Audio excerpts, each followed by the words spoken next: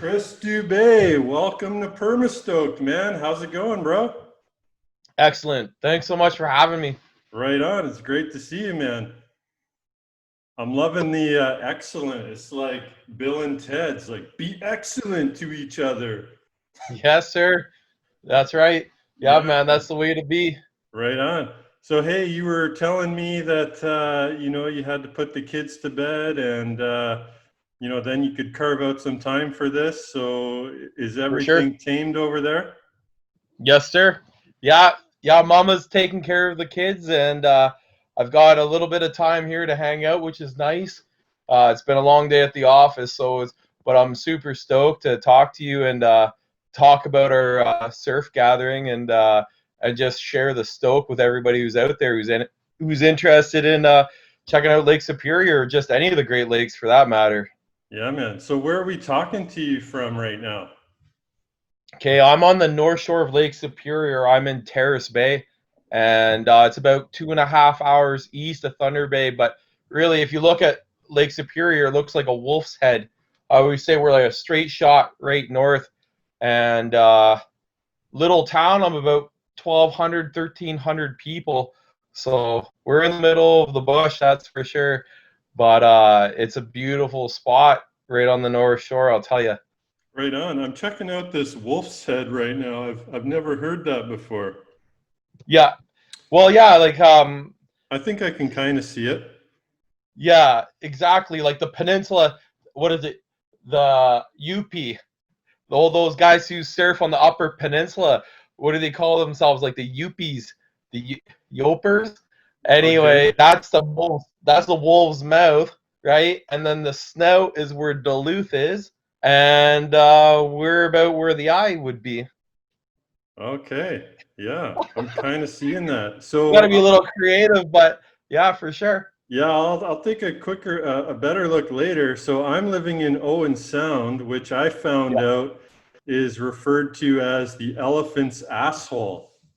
I usually reserve those terms for Windsor and for Winnipeg, but well, I thought Windsor was like the armpit or something like that. Sure. But if you actually look at the map of southwestern Ontario, and if you kind of rotate it, you can see that sort of Essex County and Windsor and all that. That's the trunk of the elephant. Then you got his head, and then you got the Niagara area. That's one of the legs. And then Bruce Peninsula is the tail, and then Owen Sound is right where the anus would be. So I've been a few times. I don't mind it. I went for a wedding one time and I really liked it. So maybe it looks like it, but I don't know. I like your area, man. Like I said, I've only been a few times, but I don't know. There's worse places to be in Ontario, that's for sure. Yeah, absolutely, man. Yeah, so I don't think it's so bad. It doesn't smell like elephant's ass here or anything, so there you go. I can live with it. So have you always been a Terrace Bay resident? No, I'm sort of a rambling man. I moved around a lot when I went to school and when I was a kid, and about 12, 13 years ago, I settled here. I got myself a nice, sweet gig teaching at the local high school here. I teach like an environmental outdoor experiential program where the kids like canoe and go on multi-day hikes. So It's perfect. We have a beautiful trail system. We've got a beautiful lake system, and we're blessed here to have it's pristine nature. You got to drive 2.5 hours to see a stoplight. So we're pretty bush, but on the flip side, it affords you like that opportunity to really connect with nature around here.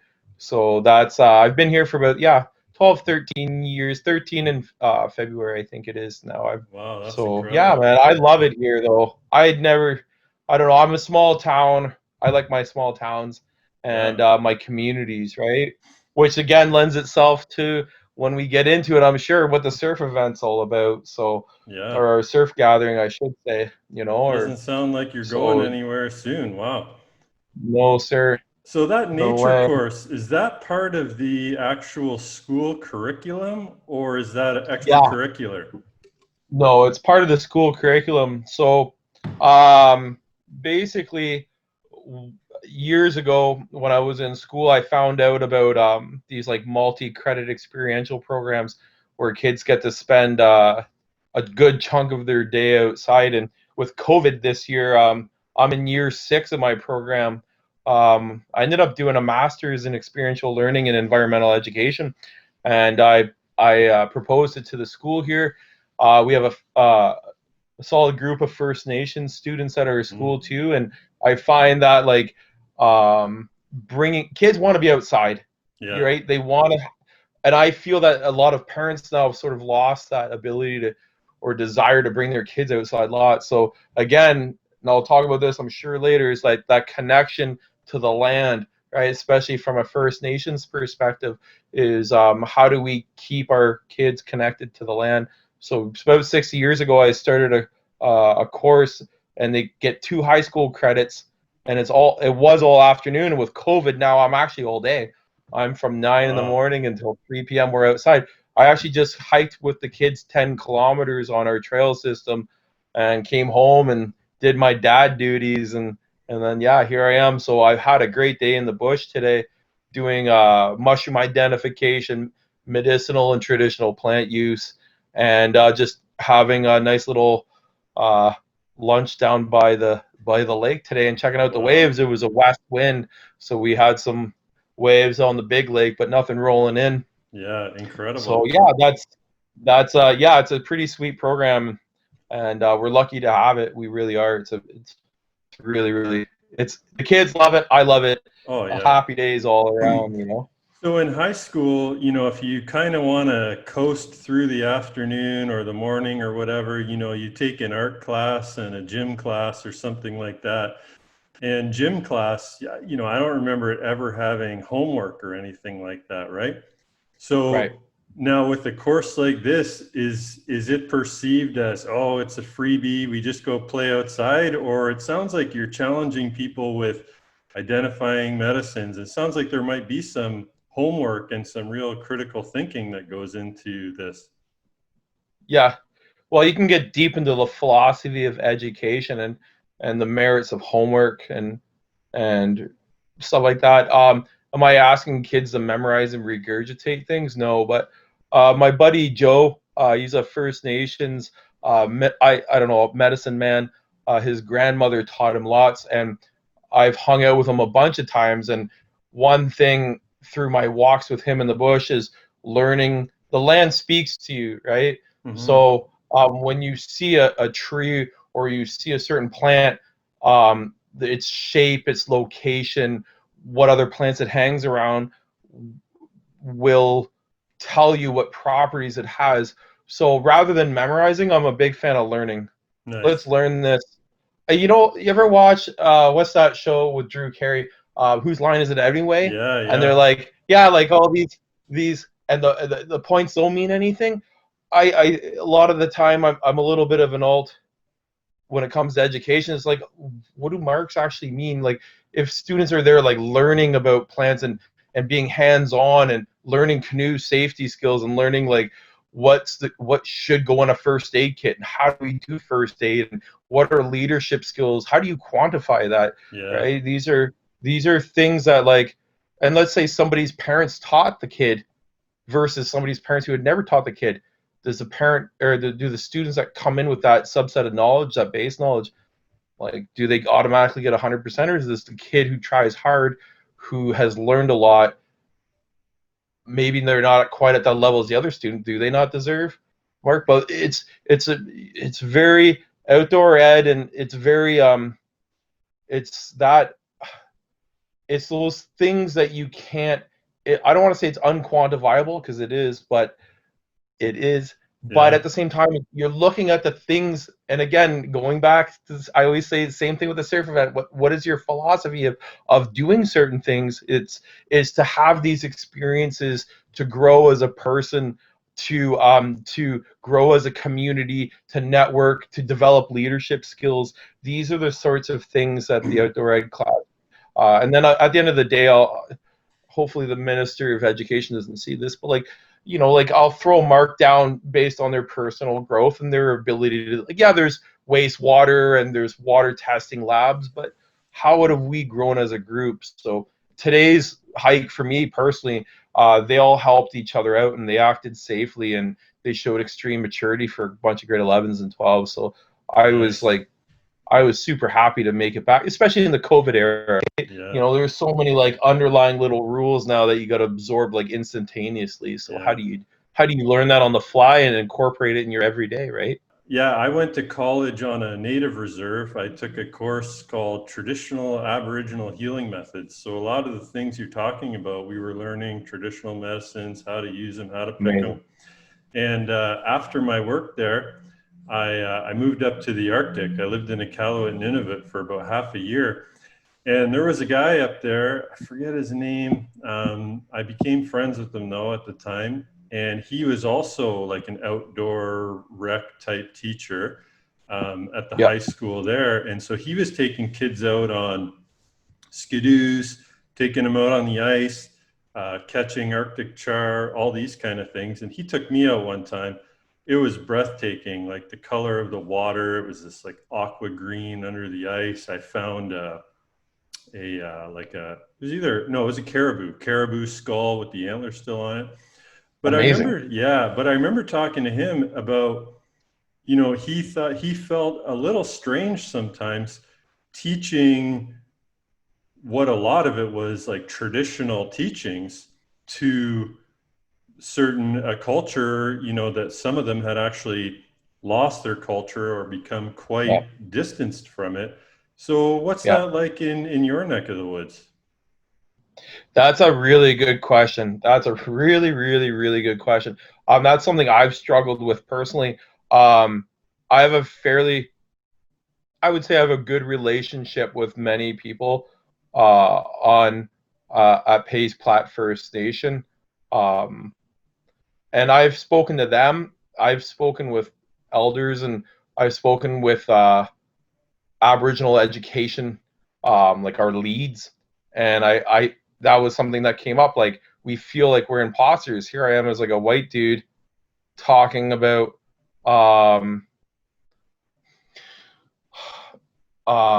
traditional medicines, Aboriginal culture, First Nations culture.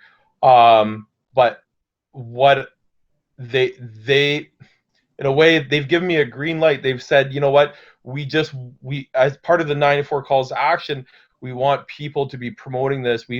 And for me, I want to. It's almost cliche. You see those hats that say Native Pride, right? And but what is, you know, how do we basically instill pride in our Aboriginal students who are coming in, right, with racism and all sorts of issues? How do we do it? And for me, it's incorporating it in my daily practice, not just paying lip service to it.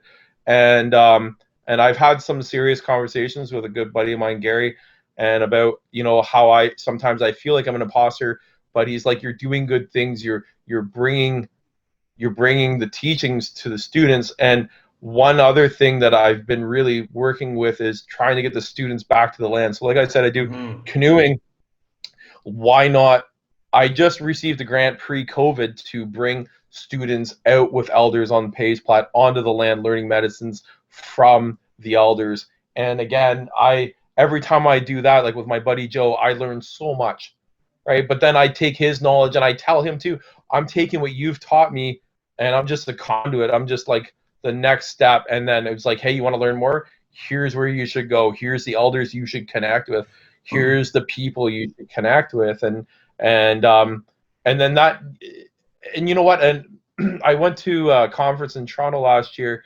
I went to the Aboriginal Education Conference in Toronto.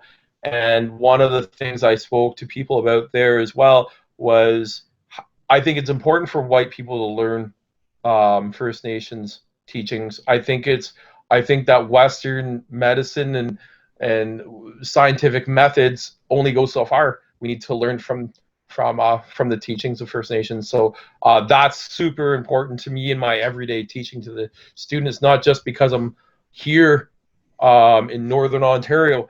It's something that I would do no matter where I am. I just feel like that's something that's important, right? 94 calls to action is very important to me. Yeah, and I think it's great that you are taking the opportunity to bring in elders, bring in, like you mentioned, another Indigenous leader you've had there. So it's not like you're doing it all. You are integrating where you can, bringing in special guests. So I think that's fantastic. Yeah, well, a quote that was told to me that's always been in my head is, a good teacher makes themselves progressively less needed. Mm, Yeah, gotcha. right? Yeah. I was like, Yeah. yeah, at the end of the day, if you don't really need me, did I do my job? I think so, right? Yeah. And then you're there, and I'm there just as a guide. And again, going back to the outdoor classes, once they've learned the skills to be on the land and identify the plants that can help them and identify the uses and whatnot, and at the end of that year, they should feel confident being part of the land rather than conquering it, or rather than being afraid of being outside, what could hurt me. They can mitigate those risks and understand how the land is part of them, right? Yeah. So but it's a journey, right? If you listen back to any previous episodes of this, there's a few conversations I have. There's with Larry Cavero and then with his daughters, and they have an idea for a great program that I've been talking to them. I want to get involved in. I don't know exactly what it looks like yet, but they've coined it Your Lake, Your Wave.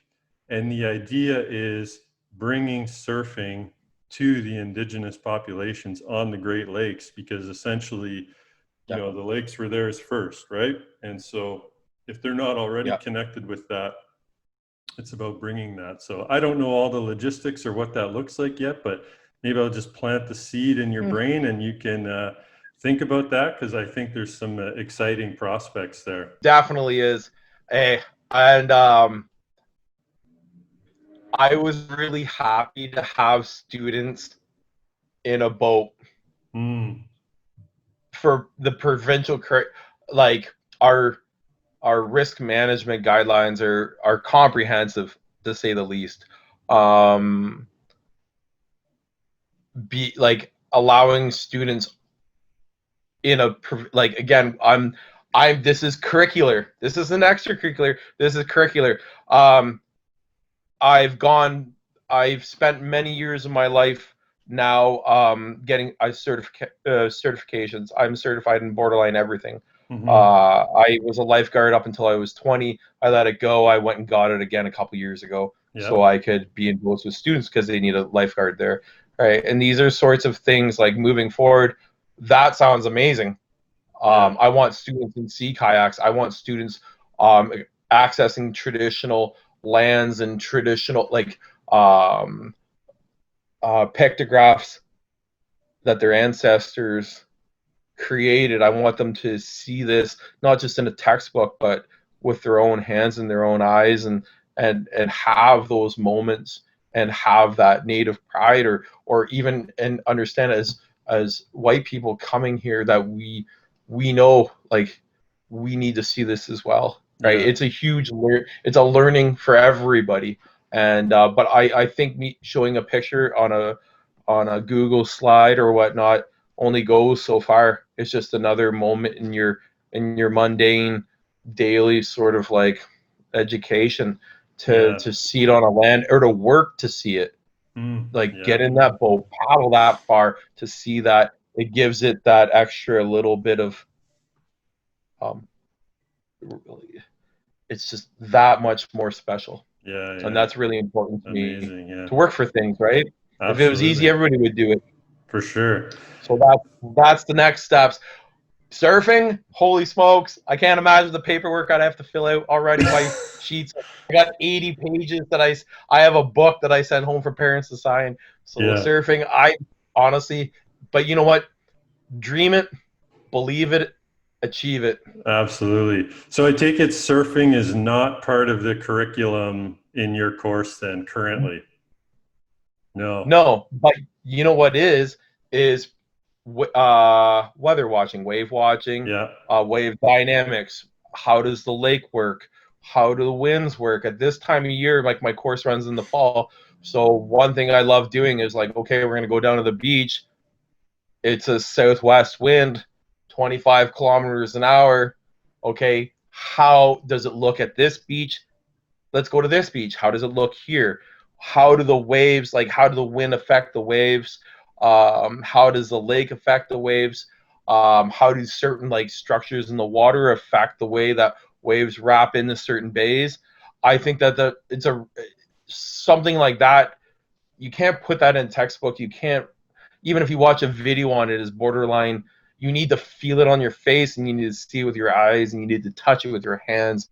And I have no problems on big surf days that if I have my class and I'm quote stuck in the school, we're gonna go down and we're gonna go check out the waves, and we're gonna Nice. learn weather patterns, weather systems, and all that. Because as a Great Lakes surfer, you need to have an in-depth knowledge of waves, weather, lake fetch, how like depths, all of that come into play. You need to have a really, really good understanding. So a couple of my students from last year's class came out to our surf event, and they were just hooked on the idea of weather. It was something that they'd never really thought about. Yeah. And then they were just very interested in taking it to the next step. And we were able to hook them up with gear, and they went out, and it was great. Nice. Amazing. So, yeah. Right on, dude. Wow. Like I'm hearing you and I'm thinking this guy has one of the coolest jobs that exists. Dream it, believe it, achieve it. Yeah. I always think to myself when I moved here is like, in declining enrollment, are you ever going to be able, you're never going to start an outdoor program in a school with declining enrollment like Northern Ontario. Yeah. Right. And quite frankly, like it's weird. Another, all these little things that stick in your mind. Another quote of mine is like, I remember I was watching the Discovery Channel one time, and a guy grabs a snake and with the fangs and puts it into a shot glass and squirts the poison. And the Aussie guy is like, it takes the poison to make the antidote. Mm. And I thought to myself, like, that's a pretty nice metaphor for life, that, you know, the community needed, the kids needed something like this. And people saying that, well, it can't happen in declining enrollment, only fueled the fire to make it happen, and the compromises that needed to make it happen. And so for me, it was a no-brainer. It just took a little bit of persuasion, but once you have your foot in the door, you're home free. So Yeah, man. Wow. yeah, I do have a sweet job, but it took a lot of persuading a lot of people about my abilities and risk management, and are their kids going to be safe. And this year the bears are in town, so it's like, well, if the kids are in the bush, are they going to get eaten by bears? I'm like, no, the bears are at my neighbor's apple tree, actually, so don't worry about it. Yeah. But those are the sorts of things, you got to think about. And what I love to bring students surfing on the Great Lakes, on Lake Superior and all the beautiful spots around here, yeah, for sure. But we can always learn so much just by being on the land, looking at the lake. Absolutely. So surfing, man. How did Chris Dube get into surfing? It's I've like I said, I'm a rambling person. I'm a rambling man, and when I settled down here, in Thunder Bay, there was this 15 years ago, there was this a wakeboard event, and I was told, okay, well, you like wakeboarding, apparently there's surfing on Lake Superior. There's this guy, apparently he does it. I'm like, oh, that's pretty cool. And like most of us guys who get into surfing, we like other board sports. We like snowboarding or skiing or whatever it might be, skateboarding, longboarding, and whatever it is. It's a certain, I love paddling, I love canoeing. There's a certain love for the water. There's a certain love for those sort of like type. I've been explained, it's like type 2 fun, right?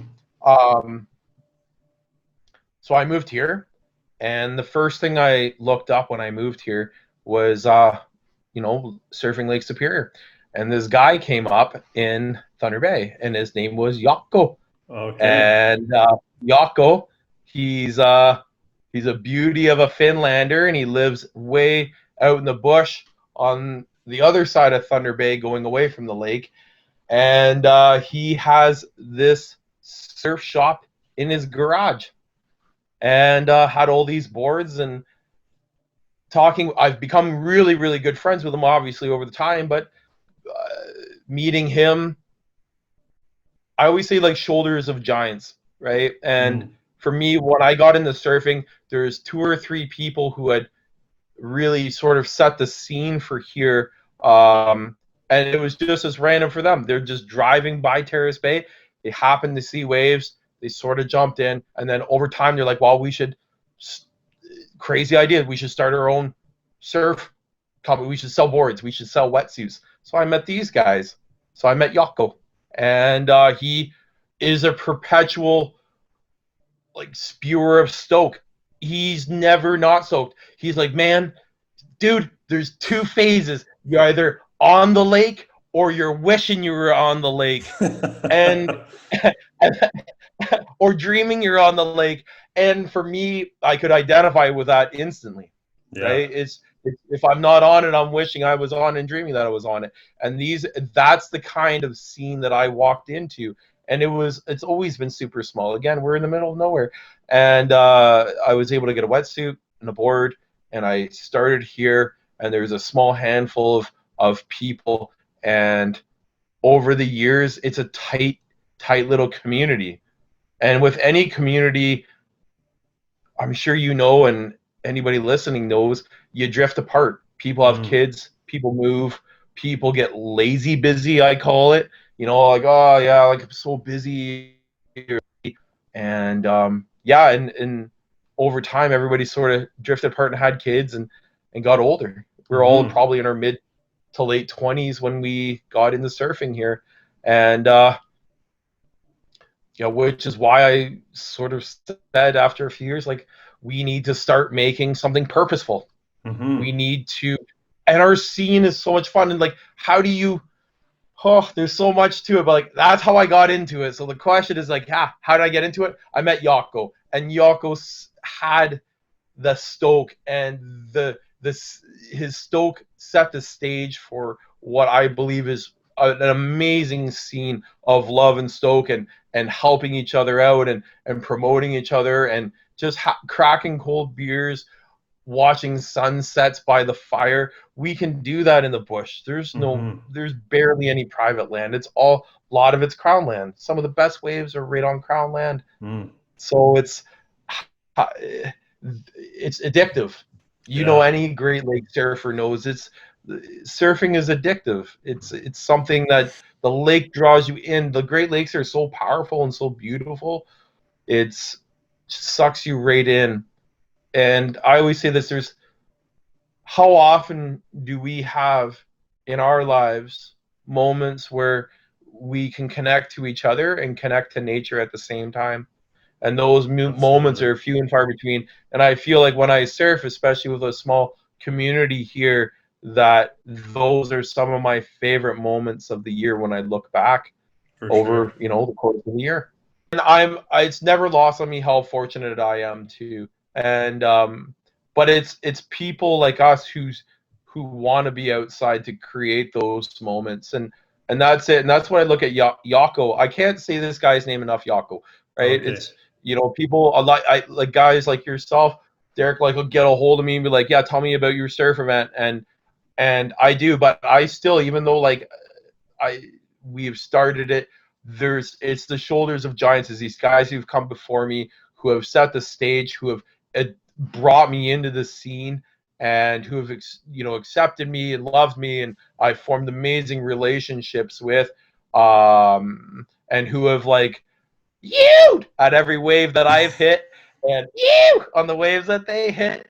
Wow. And it's the community, right? And for me, half the reason for starting Waasaashkaa is realizing how special our community is, and also promoting our community to people who may not have that, I don't know, they don't know how to maybe reach out or take that first step and whatnot in getting there, because who's that like random friend that you snowboard with who has that extra wetsuit with holes that you could probably borrow for an afternoon, man, and there's probably waves here, you can jump in with me, and okay, you can use this old foamy that I got, this 10-foot foamy, and just ride the surf with and whatever, right? Like, you go to these other spots in the world, and I've been fortunate enough now, like that I'm getting a little bit older, that I've been able to like do traveling around the world surfing. But it's a different scene. You show up to like the rental shop and you give them your collateral, your ID, and they hook you up with a board for like $30 for the afternoon, or $20 or whatever, and you go. It's the access is there. But as lake surfers, at least, especially where I am, that doesn't exist. No, it doesn't exist, right? And you're wearing somebody's piss-smelled wetsuit. Yeah, like full of piss. You're gonna smell like neoprene and piss when you're done, and it might not just be your own piss. I promise. Yeah. You'd sooner be able to chop down a tree and carve your own surfboard before you could go and rent one. Yeah, right. So it's kind of, it's the shoulders of giants, like I said. So it's really the stage was set by some great people, and I just really appreciate all of them. And there's a few, when I was first starting to surf here and learn about here. One thing I should say, though, is like all these guys are in Thunder Bay or the Thunder Bay area. In Terrace Bay, there's nobody in this town that surfs. Oh, okay. There's still people that up until like a year ago or so didn't even know that surf existed. With social media now, I feel like everybody and their grandma literally are on social media. You'll see it now. It's out there, right? But prior to the last 2 or 3 years, even some members of our city council were like, I just found out they're surfing on Lake Superior. And I just found out there's actually something that happens to bring people into this town, a surf event. And I was relatively surprised because, for me, it's been my life for years. But for a lot of people, it's a relatively new thing.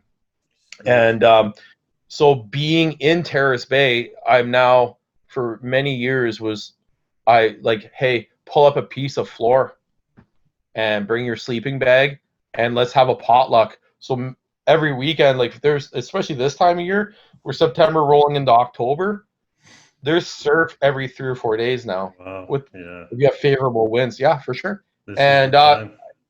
Right. So come in, bring your sleeping bag, bring some food, bring your stoke, and just sleep on my floor. And that has been sort of I wanted to keep it open like that. People showed me, and I've had many people come through this house over the years, and even my buddies from Thunder Bay and Nipigon here who surfed before me, always an open door for those guys, Well, you can expect me to take up that offer once we pass through this COVID restrictions anyhow. Right. Yeah, so, totally, right? So you've already mentioned Waasaashkaa, right? That's how I pronounce it? Yes, that's correct. Waasaashkaa, okay. Waasaashkaa. Waasaashkaa. Yeah. So you want to do a promo video of people just pronouncing it. Yeah, Waasaashkaa. So tell us, I think it's super cool what that means. Tell us what the word means, and tell us the the history of the event, how it came to be, and all that good stuff. Yeah. So a few years ago, we were sitting around and around a fire, and it was my friend's wedding, and we were saying like, we really need to start making it. We need to start getting together. We've drifted apart. Busy, lazy. People have had kids. I miss everybody. We need to take one weekend and get together. And this idea of having a gathering of the Great Lakes surfers sort of came up. And then, you know, we joked around about it. It was like, well, when could we have it? Well, it would obviously be in the fall. Well, when in the fall? Like, I was like, well, it'd be cool if we could do like every year the same weekend. Like, you know, the logistics of predicting waves a year in advance, let alone like a week in advance on the Great Lakes. Like, are you kidding me? It's crazy. So that's part of it. But the other thing is like thinking about people have surf events. We did not want it to be a competition. We didn't want it to be anything like that. We just want to get together and share our love for the lake and the stoke and each other, and those moments like I was mentioning previously of like us coming together as a people and enjoying our time together in these moments as we go through life and experiencing the lake and each other, right? And it's been amazing. So if we said, let's try it. And year one, we hit waves. And I just made a Facebook event and had a house party. And we had about 100 to 150 people. Wow. And it was unreal. In year one. Going back, I know, right? But, and I'll go back into that. But let me just backtrack a little bit on your original question, the Waasaashkaa. What does it mean? Where does it come from? When I was thinking of a name to represent what that sort of a gathering, how do you pick a name to represent an idea? I racked my brain for a bit, but it was really important. Again, going back to my own personal connection to the land and what I believe in my own personal philosophies, that I would pick a name that an old name, an Ojibwe name, and I wanted the Ojibwe name for a wave, and what came up was the word Waasaashkaa, and it means the lake has white caps. And beautiful. And when this time of year happens, and I look out on Lake Superior every day, it's Waasaashkaa. It's an old word, and it's a word that speaks to when the First Nations people here used to look out on the lake and say Waasaashkaa. And for me, the pronunciation part of it, there's humor in it, but the actual meaning of it is for me, it means a lot to me, and to pay that homage and to have that respect for the land and the water. And I really thought that name was the most fitting name to represent our gatherings name. Yeah, that's a beautiful word. Thank you. And so I'm really, really stoked about the name, and then, you know, just we joke around about like, hey, let's have people try to pronounce the name as a promotional video.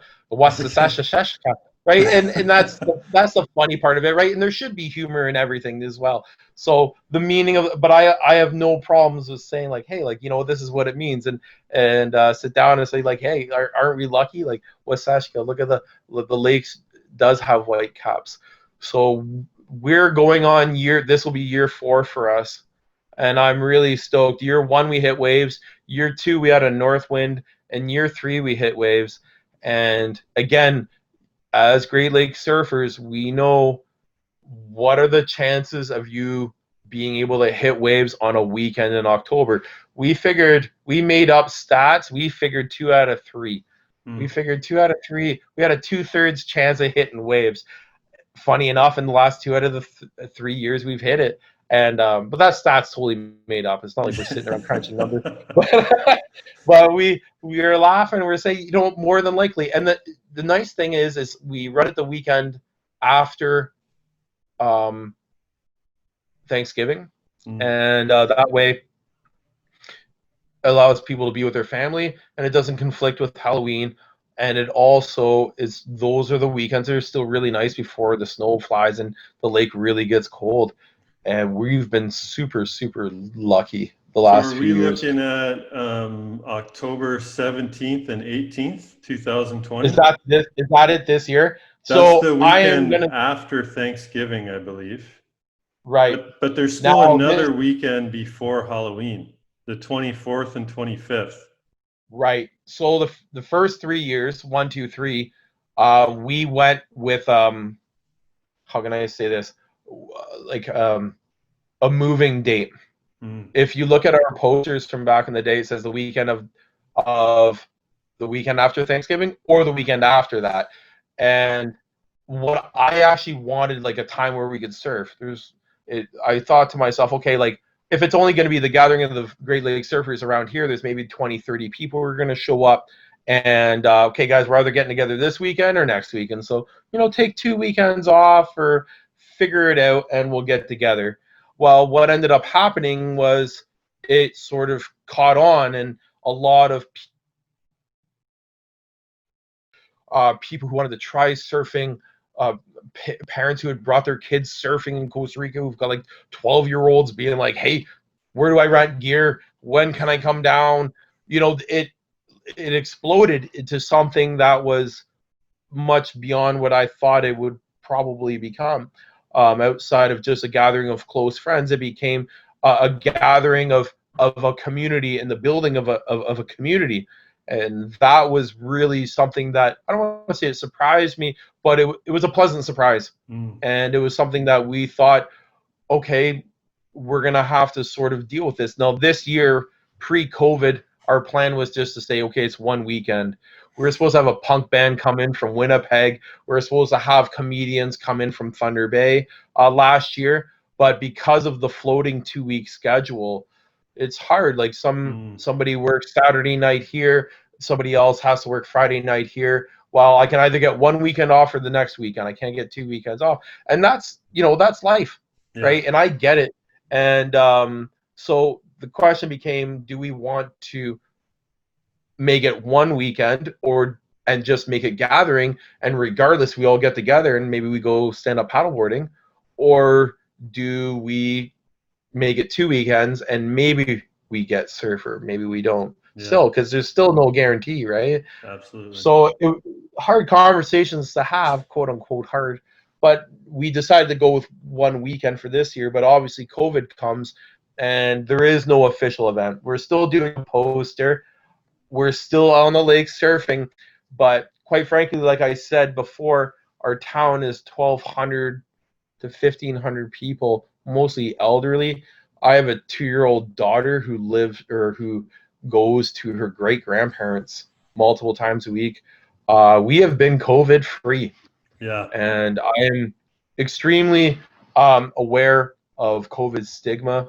And if I brought people in the town from all over Ontario, especially in about a month's time, where we all know where COVID's going, it would be irresponsible. And the town's been a huge supporter of me. We've had, you want to keep honestly, it that like, way. part of it, yeah. Towns, so we get the golf course, we get it for free. We hosted out of our golf course here in town, which is right on the lake, for free last year, and they just said, we'll just charge for beer. All right, I'm cool, and to keep the money for the beer. And if you want food, we'll open the kitchen. And really, I've been running it out of my house, so I was like, yeah, get everybody out of here, right? I'm a family man. Get out of my house. Yeah. I love you all, but it's 150 people in my house is a little out of control, right? Yeah. And so we moved it to the golf course. The town is very receptive to it, but I also want to respect.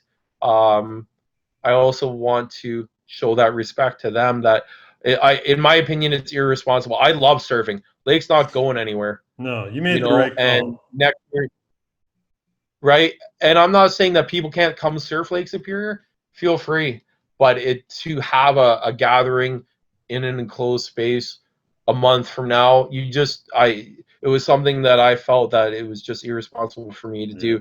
So I am all about promoting the love and the stoke. But yeah, that was. I don't want to say it was a hard call for me. It was a relatively easy call. Yeah. But it's a call that needed to be made. If you remember the excitement when SARS was, we were getting on the other side of SARS. They had SARS stock and, pumped everybody up. I really see that happening, you know, whatever that looks like, whether COVID is gone or COVID is under control or whatever it is. Once we settle into some kind of new normal or whatever it is, I really think people are going to turn it up, you know, and people are going to want to party. And I think that every event that happens next year is going to be even that much better. You know what I mean? Or whenever it does happen, whenever the next Waasaashkaa can happen safely, it's going to be over the top, I'm sure. I believe it too. And it's funny, well, again, living on the highway on the north shore of Lake Superior, the amount of traffic that we've had come through here relative to other years, it's been tons because people aren't traveling. Yeah. The staycation or the Canadacation is a big thing. So my phone and my email and our Waasaashkaa account has been full. Like, we are responding, Cassidy and I are responding to messages nonstop, and it's great. And I'm really happy to promote the scene. And one thing that I'm very big on is somebody showed me, I'm going to show somebody else. And I'm happy to do that. I'm not a protectionist, and I know there's this whole philosophy of protectionism, or like this whole idea of protectionism in the surf community. Like, hey, I'm going to find a spot, I'm not going to tell anybody about it. If you find a spot 20 minutes from Chicago on Lake Michigan, I probably wouldn't tell anybody either. But where we live and what we do is I'm keeping it wide open. If people want to come up here, I'll show you spots. Yeah. You know, we'll bring you out. And you got a lot of lake up there. We do have a lot of lake up here, and we're really lucky. And I've had sort of discussions with people on the south side of the lake and saying, man, I can't believe you're showing people your spots. And I'm just thinking, like, to myself, like, the last time I went surfing, I was by myself, and a bear, I thought, was going to get into my backpack to eat my lunch. And I was, you know, so I agree with you, though. Like, I think that people will be stoked on it. Oh, yeah. But that's, again, it's not my, I don't know. It's not like I'm making any money off of this. Yeah. Right. Last year, I'm not, you know, like last year we bought some shirts. Yeah. But the thing is, like, that came out of my bank account, man. And it's like, some people gave us some money. Lake of the Woods sponsored us. Thanks, Lake of the Woods. Nice. You know, and a few people, you know, like in Jaako, Excel, Surf, you know, like Sex Wax. In Winnipeg, we had the Hardcore Surf and Stand-Up Paddleboard Company. Hey, Surf Ontario, Mike at Surf Ontario. I'm telling you, we have some really good people who sponsor us. But at the end of the day, it's pretty much a break-even event. And I'll tell you, like, every year it's been potluck. It's not like, okay, it's $20 to get in. And somebody's like, well, what do you think about charging people $50? I'm like, well, what are you going to do? Stand at the beach and be like, give me $50 to surf? Okay, you want to come to the event after? Give me $50. Like, at the end of the day, if we can break even, I'm happy. Right on. Because it's a party. It's not a party, but it's a gathering. It's a social event, and it's a time for us to connect with each other. And I'm really hoping, and there's only a few really hardcore things that I'm dead set against, and one of them was charging people. I won't charge. If you want to rent gear or rent a board, hey, no problem. Jaako was, he's getting out of it just because of the logistics of it. But I've got a few old suits. Like, toss me $50, and then it'll just go towards like buying a new sign, or a lot of donations like given to us, $1,000 here or there from different, like at the mill here in town, and that helped us run and get food. Amazing. For a few for the event, right? Yeah. So we're not in to make money. Are you doing a surf event to make money? No. Our sponsors are basically there to give us enough stuff so I can give away free swag. Hey, you showed up, here's a piece of paper, put your name on it, I'll put it in the shoebox, and then go pick up something. And like I said, Mike from Surf Ontario and Hopper from the Hardcore Stand-Up Paddleboard Company. He and Jaako from his Natri brothers in Thunder Bay. Those guys give us shirts, they give us wax, and we just give it right back out. And that's our philosophy. That's something that, again, when I first got into the scene here, it was very generous, and I just want to give back and show the next generation. My students go surfing, kids from my chemistry class go surfing, kids from my outdoor class go surfing. You know, Lakehead University last year in Thunder Bay, they started their own surf club. Then they're a legit club Amazing. now with Lakehead University, and they were out surfing a couple days ago because we had like 3-foot rollers and they were all out there. You know, so it's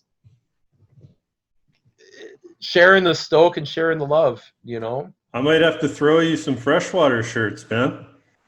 please, yeah. Yeah. The more love, the merrier. You know how Yeah. it goes. Hey, So, so if you had to guess, what do you think the ratio is of surfers to moose up where you are? I don't know, the M&Is, you know, no, all my buddies who don't get moose tags, M&R lies, but I don't know. There's in where I live, there's definitely more moose than surfers. Okay, we'll go But with that. once the event comes, it's probably pretty close. Okay, yeah, Because because all the guys from Thunder Bay. I once heard the ratio in Newfoundland was like 8 moose for every 1 Newfoundlander. Yeah. And I Yeah. was thinking I up don't know if there, we're that high in moose, but yeah. for sure, if you're going to surfers, I would say that's probably pretty indicative of the area right now. That's hilarious. Yeah, That's yeah. really funny. So you're not going to get too crowded too soon. You probably see more moose swimming in the water than surfers. Yeah, well, we have this one spot at this ghost town at Jackfish. There's this Jackfish Bay. You can look it up later on Lake Superior, and there's a beautiful point break on the right wind. And the one time I was surfing, and 2 deer come out of the bush and just start drinking out of the lake, and then they go back. Wow. And another time, a bear, like I was saying, is into my backpack and sniffing it and moving on. And yeah, and then Pump House here in town, we have, I don't know, I think the way I compare it to, if you watch The Endless Summer, he's like the guy, he's like the dirty old wedge, right? Yeah. And it shows everybody getting just dumped on this like jacked up wave. So we've got the dirty old pump house where it goes really deep to really shallow. And on light days, you can get a good wave. But if it's big, you're getting dumped at dirty old pump house. But yeah, there's bears down there relatively frequently. Right so on. yeah, A little different than the SoCal scene. yeah, well, exactly, right? It's a boreal forest experience. You know, you get a little bit of cold water. Lake Superior is super cold. I think it's like high of 4 degrees or something like that, right? Wow. So make sure you're wearing your wetsuit. I've only surfed Lake Superior, I think, twice without a wetsuit, and then after that surf day, the lake turns and you're back into your wetsuit. Wow. So Yeah. yeah. So you've told us a lot about, the event, and obviously we know it's people coming together, gathering, and surfing. But what are the other elements? Is there some kind of a opening ceremony, closing ceremony? Sounds like you got some entertainment. I mean, what does the event look like other than surfing? And yeah, so it's really fluid, but what I sort of try to do is typically in the past, like on the Friday night, it's people rolling in the town. People from Winnipeg, people from Toronto, people from Duluth rolling in the town, guys I see once a year, right? The love and the stoke. Have a few pops, talk about the waves the next day, where it's happening, what's going on, setting up camp. Like a lot of the places around here, it's all crown land, and the town's really good with allowing campers at the main beach for free. Just stay and there's bathrooms there. It's really, I don't want to say it's laissez-faire, and they're good. Like, yeah, stay there, just don't have a big fire. All right, no problem. And that's usually Friday night. The Saturdays wake up, and what are we doing for surf? So last year, for example, we get up, the surf was the best in the morning. So we're talking dawn patrol, like sun's coming up, your butt's in the lake. There's a little bit of a hike. There's this one spot called Hydro, and it collects the straight south. It's about a 20-minute walk in, so everybody's walking with their boards. The previous few days, we had, like I said, Lake of the Woods Brewing Company out of Kenora was one of our sponsors. So we went in there with wheelbarrows and quads and brought a whole bunch of beer in and hid it in the forest, and we cut firewood and whatnot. And we had it's crown land essentially, and we had a nice big fire pit and had a fire. Tons of families come out. A lot of my buddies, like I said, about my age, we all have families. They bring their kids. They set up like maybe a little wind tent. Some kids have little weddies. They're out in the water. Parents are with their kids just skimming along the boards. Other people are out further catching waves. Got the stand-up paddleboarders. I'm good friends with a lot of guys in the kayak scene around here. So you got sea kayaks. You have whitewater kayaks. Sometimes you got the canoes with the airbags in them. And these guys are surfing 16-foot prospectors. It's the gnarliest thing you've ever seen. My canoe skills are good, but they're not near. These guys are good. And then last year we had a bunch of kite surfers come too, and so a bunch of guys from Thunder Bay come up with their kite boards and they're kite surfing these huge waves, and we're sitting by the fire, and if you want a beer, like have a beer. Smokies, kids, dogs, community members, people's grandparents, they just come and watch. Photographers set up, snapping pictures, and after that, I think the waves died out around 5 or 6, and that's when I left. Last year, we were able to get the golf course as our venue, which is a beautiful spot. But I really have to give a shout out to the golf course, the Awesomeness Golf Club, and Terrace Bay, because if you think about surfers and golfers, you couldn't think about people more different, quite frankly. And when I approached the town and the golf club about my idea here in town, I expected, wow, we don't want a bunch of surfers partying in the golf club, right? And being very protectionist, right? Quite frankly. But they were like, yeah, when do you want it? Wow. Like, we'll give it to you for free. But we have some beer left over from the golfing season. How about we just keep the bar open? We'll run the bar. We just keep the money from the bar. And I cannot say enough good things about Terrace Bay as a township and their progressive ideas, even though it's a small town, because we hear these like sort of township people unable to think progressively, to look at new ways of or new things coming in the town, and they trusted me and my vision. And quite frankly, I'm saying I'm going to have 150 surfers come into town from all over into your golf club, and don't worry, everything will be fine. Yeah. Right? Right. No, seriously. And if you think about it, it's for some people, that's a hard pill to swallow, but these guys took it in stride. So friends of mine here, they have their own yoga. They teach yoga. So right after about 5 o'clock, they had yoga. It was awesome. There's a woman in Thunder Bay who does forest therapy. We had a forest therapist do a forest walk the next morning on Sunday morning. I also volunteer. My good buddy runs an ice climbing festival in Nipigon. It's Canada's longest running ice climbing festival, and I volunteer for him every year because I love ice climbing and because I understand what he does and why he does it. We're on the same wavelength in that regard. But one thing I liked about his festival is that he has guest speakers. He would try to bring in somebody from somewhere around Canada or US to talk about traveling or ice climbing or mountaineering and sort of inspire and give stoke to the community. For me, last year, I wanted to have 2 guest speakers. So we had some guest speakers last year as well. And a speaker series for me is really important. just to hear people's stories and why they do what they do. And that was awesome. It's a potluck.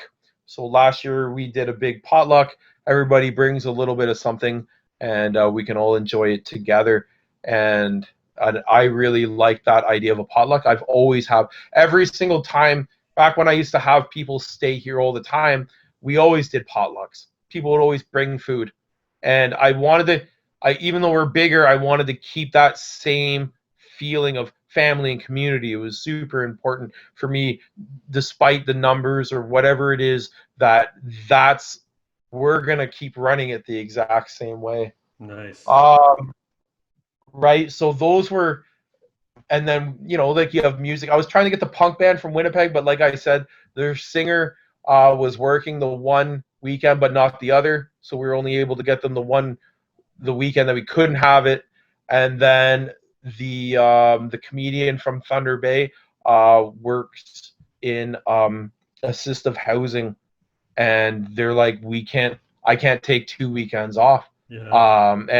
And those were the logistics. It's like, well, again, why am I running it? So at the same, I going to one weekend from this year forward is going to allow me to help people plan. Even a lot of people couldn't make it last year because they couldn't deal with the floating 2 weekends. So one thing moving forward, again, that we had sort of a debrief after. We all sat around, had coffee Sunday afternoon-ish, morning, and we were saying, well, what could we fix? What can be different? What is good? What is bad about our format? And those are the things we came up with. So like I said, we're running it one weekend this year, and but again, it's obviously with COVID we're canceled. But one thing again is like the lake isn't canceled, the waves aren't canceled, the winds aren't canceled, and the stoke isn't canceled. But I'm not running it out of the golf. You're not doing the golf course gathering official stuff, but hey, the lake is a free place to surf. If you show up to surf, you're at the gathering. Nice. You're there. Right. And that's the philosophy I want to go with, right? It's that is still there, right?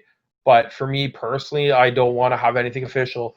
And I personally think you're right. Your previous comment saying like, because of COVID in the future, it'll explode. I think this year, because of COVID, if I was to run it, people would come from all over. I really do. With the amount of messages I got, I just can't. I can't personally do it, like I said previously.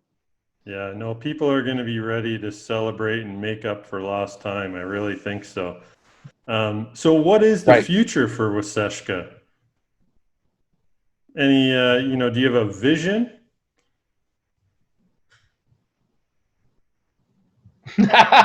Love and stoke, and sharing the lake with people that with our community, and just, that's the thing. It's just like, it's not my community.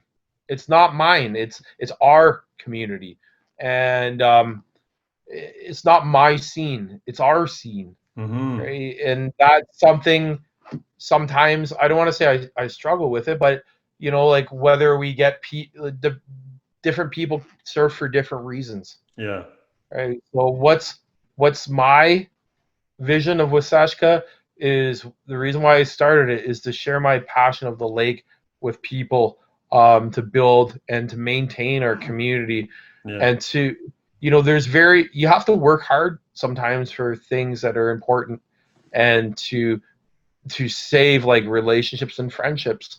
And for me, I look to all the people that I've met over the years, and now our kids, some of our kids, like my first daughter is 9 years old. She's been surfing since she's been 4. Wow. She's in the first edition of the Great Lakes Surfers Journal. Oh, thanks, Brian Dennis. Thanks, what Brian. I mean? Like, there's pictures of art of me pushing my daughter on a little wave. I want my kids to do it. I want my friends' kids to bring their kids. Last year at the golf course, the amount of kids running around, it warmed my heart. That's the future. The future. And you know what? It's my neighbor's kid who sees me load my surfboard, who comes up to me and says, can you bring me surfing next time you go?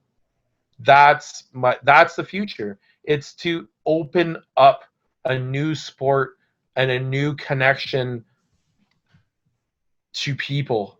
It's that's what it is. It's allowing more people to get out there if they want to. I love it. Screw localism, man. That's all it is. Yeah. It's super sharing the it's stoke. simple, you know? Yeah. I don't care. I feel like I've peaked. I don't want to say I've peaked, but I feel like we've accomplished our vision and our goal, and maintaining it is probably the future, and bringing it to the next gen. Perfect. Amazing, man. So when you're not surfing, dude, or you're not planning Waasaashkaa, what else are you stoked about? I don't know. I'm pretty ADHD, so I'm pretty busy. Yeah. That trail we were hiking today with my class, I was the president of it for years, and now I just write grants for it. So we redid. I spent most of my summer loading my boat, my 16-foot boat, up with bear boxes and thunder boxes, like poo boxes that my class built, and fire rings, and doing sustainable campsite development. It's a volunteer maintained trail. It's 53 kilometers. We're out there cutting it with saws. We do that, trail sweeping. Like I said, that outdoor class takes a lot of my time. That's a huge project that I've undergone. What else? Parent council. I'm involved in the parent council of my kids' school. I'm on the waterfront development committee here in town. I'm on the economic development committee here in town. I'm part of town council for that as well. So like how the various things that come through with economic development and community development. What else? I have a microbrewery. I booked you for this. Frig, man. I have a microbrewery and I make beer and wine on the side. So sometimes I'll do weddings and stuff. So I can make 15 gallons of beer at a time. So I got in a pretty sweet setup, actually. Wow, man. So what's your beer company? It's Hunt and Gather, because I like to, cool. I do rhubarb. So today I was working on I needed to do some work on my rhubarb wine. So I have rhubarb wine, dandelion wine, red currant wine. I'll pick different things out of the bush and ferment it, that sort of thing, eh? So wow, man. Yeah, rhubarb I'm busy wine. with that. Jeez, you're making rhubarb wine. I might have to come off the wagon here for this. Right. So the first few Waasaashkaa gatherings, we had we were into the rhubarb wine, that's for sure. Wow, that sounds dangerous. I don't know. There's lots of things. I keep myself busy, man. I appreciate the question, but holy smokes, like, yeah, and I like it. I like to be involved in the community. I like to make things happen. Right. We started the cross country ski club at the golf course. Right. A couple of us here, so we groom trails all winter, and I teach kids. We're trying to get the Jackrabbits program going for cross-country skiing. So I'll do that all winter long. Those sorts of things, right? I don't know. I feel because of my outdoor class, I can use that as leverage, or use that class to teach them, like, here's how you cross-country ski. Good. Here's how. So I got lots of things going on. Yeah, sounds like it. The long and the short of it, though, is the end of it is I think it's in order to sustain, it comes back to community. Like I talk about surf community, it comes back, how do you maintain a community? And it's on the backs of volunteers, right? And I've taken it upon myself to create Waasaashkaa, and to run it every year. Cassidy she'll never put her face where mine is, but she does so much of the behind the scenes stuff. It's unbelievable. For years I volunteered at our Red Rock Folk Festival, which is a town down the road, right, because they need volunteers to make the music festival go. It's too small town. You can't pay people. You need volunteers. Right? same with Eric with his ice climbing festival, like I mentioned previously. He can't pay people. I love bringing people who've never ice climbed, climb a frozen waterfall, and then they get to the top and they look around and see the panoramic, and it's just a great day. It's good laughs. You meet new people, and that's the kind of like stoke and energy that I like bringing. And for me personally, as a person, I like doing that kind of thing. I like being on councils. I like being involved in community development. That's something I'm really passionate about. And as a teacher, I try to get my students involved, to try to be passionate and understand that being involved in their own community is something that they should consider, not just like here's your mandatory community hours, right? They're going to be voluntold to do 20 or 40 community hours or whatever it is, and then they can sort of half-ass it.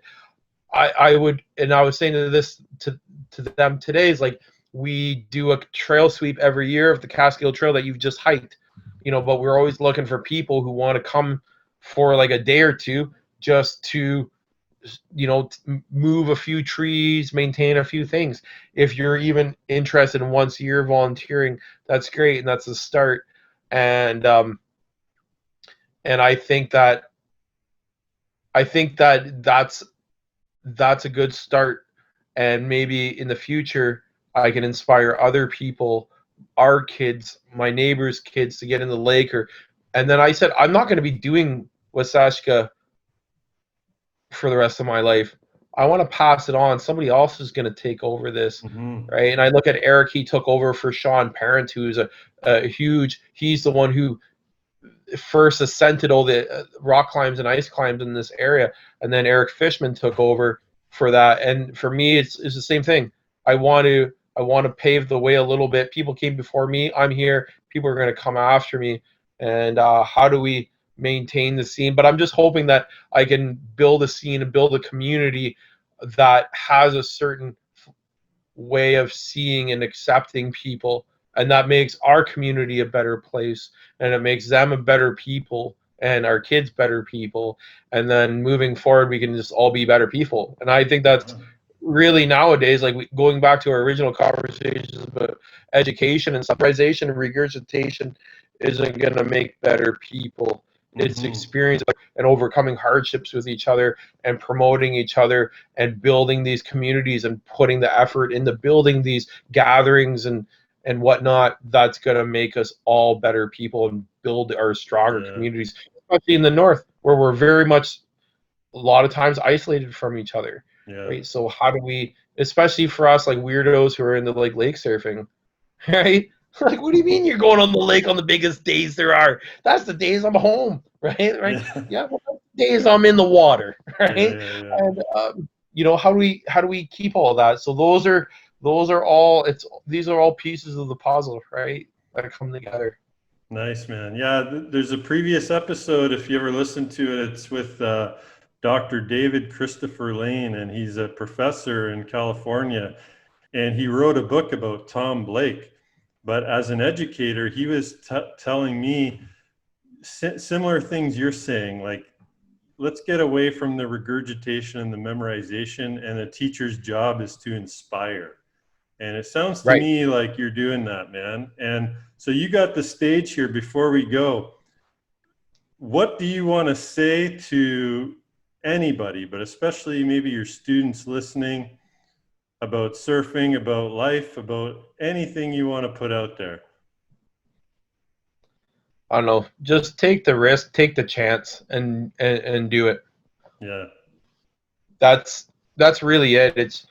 It's just live your life. And it looks different to different people. I'm a person who's I'm ADHD. I'm very wanting to be outside. I'm very driven to connect in certain ways, but everybody lives their life differently. But just live it to your fullest, and take those risks, like network with those people. I always say, like, if somebody asks the questions, if somebody says no, you're in the same spot that you were before you asked. I was just like, hey, somebody told me, like, it's crazy, asking for the golf course. There's no way the town's going to let you have the golf course for the surf event. I was like, well, if they say no, what have I lost? I'm in the same spot that I was before I asked the question. It's take those risks, dream it, believe it, achieve it. That's like the mantra. It's if you have a dream, really believe it and try your best. And just nobody thought that there'd be ever a surf event in Terrace Bay. Yeah. Nobody thought there'd be an outdoor program in Terrace Bay. You know, these are things that nobody. I don't know what people said behind my back, but to my face, people said that it would never happen. Yeah, yeah. And when you're hearing things to your face, I always thought like, well, what are people saying behind my back? But like, yeah, you know, what's that philosophy? But I truly believe like the biggest battle is like that internal piece, right? And if you can just believe it and try it, and then don't be afraid of failure. Everybody falls is how you pick yourself back up, right? That's most important, right? So if it doesn't work out, these cliche teachings, but they're pertinent. Right. I sound like such a teacher, I guess. It's right. It's these cliches, but it's things that I hold true because I've seen it. I experienced them myself, right? Yeah. And I'm not afraid to fail as a learner. What DJ Shadow said, like I'm a teacher, but I'm also a student, right? And that's the thing is like I've never stopped learning, right? I've always keep going and going and going, and I think being a student makes me a good teacher. And I look at kids nowadays, and I feel like there's a huge pressure for them to succeed at things their first try, or to have ideas that are socially that are accepted by the norm or the larger group of people. But I feel like thinking outside of the box, having a surf event in Terrace Bay is not something that anybody would have dreamed of, but it's something that works. And but it has the passion and dedication and vision and stoke. But it's not just me, and this isn't all just me. I have like an army of awesome people behind me that you can't see, who clap and who promote or sit by the fire and give me like hugs and say like, yeah, we're doing the right thing, and man, this is awesome that you did that. This is so, you know, these little things just keep you going. You know what I mean? The little pieces of stoke all add up, right? I'm gonna have to remember your advice and ask Laird Hamilton to be on the show. Hey. You know what though? Worst you can say is no, and then you're in the same spot you are now. Yeah, exactly. So no shame in that. Yeah.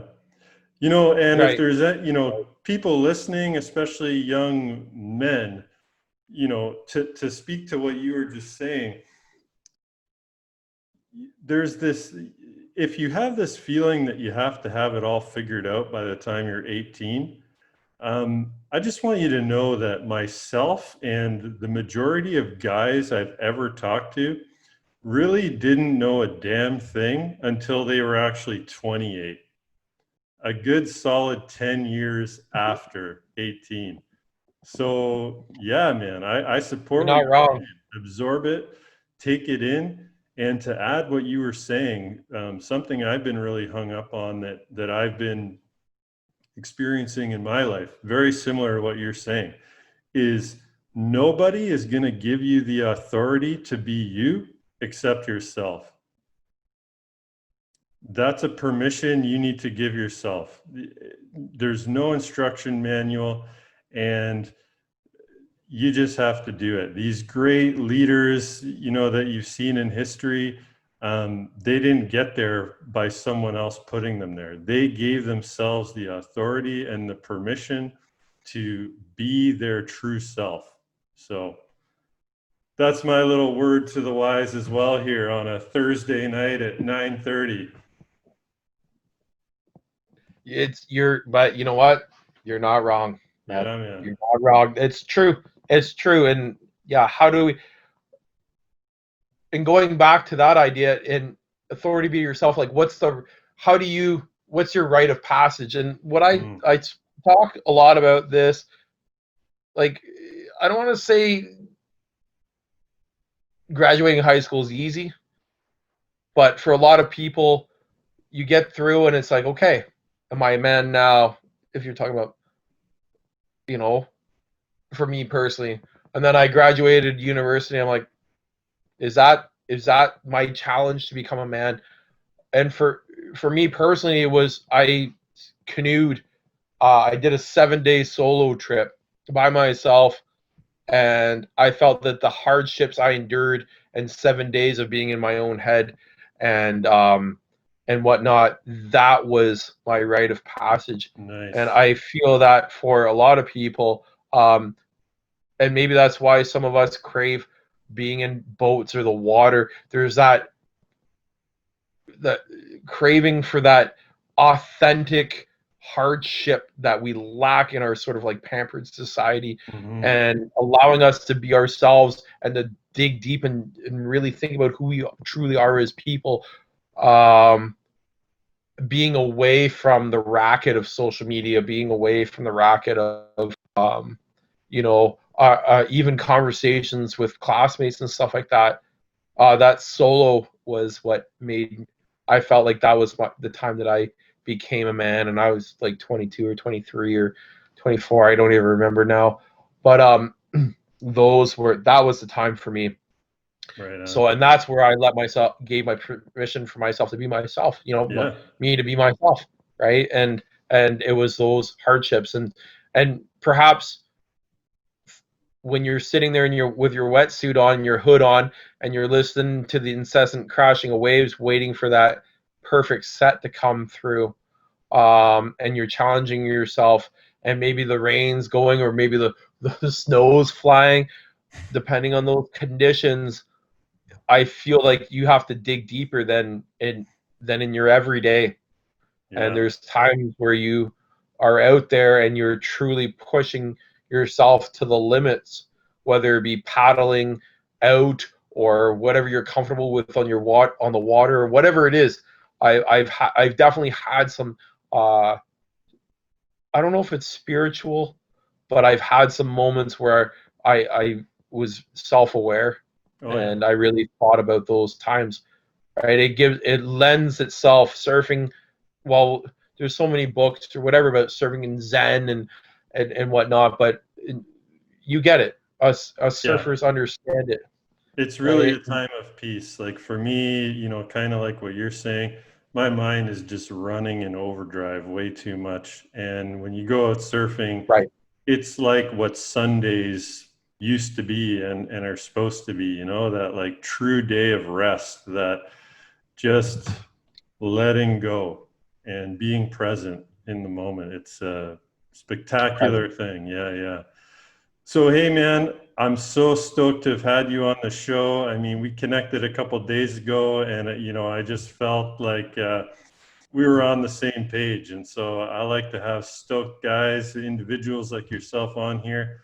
I think the work you're doing with Waasaashkaa is phenomenal. Keep it up, and I can't wait to be there, man. Post COVID, hopefully. Yeah, we can't wait to have you up here. I Yeah, think your peas in a pod. You know what I mean? right on, dude. So Yeah, that's awesome. Thanks I, for taking the time and thinking of us up here. And I love talking about what we're doing, and hopefully can inspire some people to do some awesome things. yeah, But yeah, thank you absolutely. so much for having me. Well, if you can bring 150 people together in, Timbuktu, nowhere or whatever, I mean, what the hell's our excuse down here, not too far from the GTA and everything. So Yeah, I think it just speaks to, yeah, where people's hearts are and that need for community. And especially, I just always go back to when I started surfing and I just think to myself, I was alone, you know? I went out west. I wanted to be closer to the ocean, go surfing out there. And in that time away, just seeing it all happening on social media. And now I've returned to home and I am so overjoyed, man, that I'm no longer, alone out there on that Leamington break. There's a whole community out there of Great Lakes surfers. I think it's just, it's wonderful, man. So thanks for what you're doing. One thing I didn't mention that's really cool is this year we have about 10 women here between like the ages of 10 and 25, 35, who are all newbies who are getting out surfing. And it's so inspiring to see, like, on Instagram, there's like the Lake Surfistas. Yeah. But here it's like, what do they call themselves? Like Terrace Bay Surf Babes. Okay. And they're all getting out. They all bought wetsuits this year. They're all newbies, and they're all, Incredible. and honestly, and they said to me, it's like, you know what, Chris, we love you. We love that you'd want to bring us out and stuff like that. But it's super intimidating to have you guys who are good at good at surfing out here when we're just learning how to paddle it and falling off the board. And so they all support each other, and they've made a really cool scene for themselves. And that's something I really, really respect. Yeah. I was like, you know what? Like, that's awesome that you're doing that. But it also speaks volumes to the kind of scene we've created, right? It's really, really cool that they've come together to do that. I'm really happy for the women of the surf scene, because it is intimidating, right?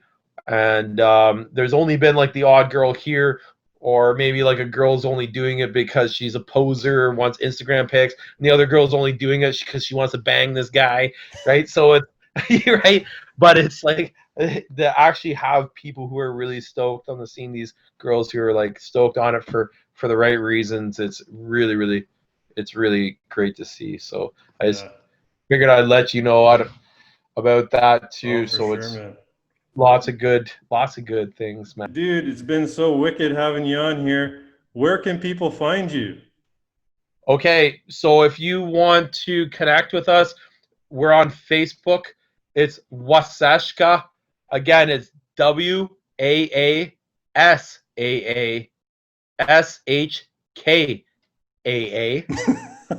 Gathering. Yeah. Waasaashkaa Gathering.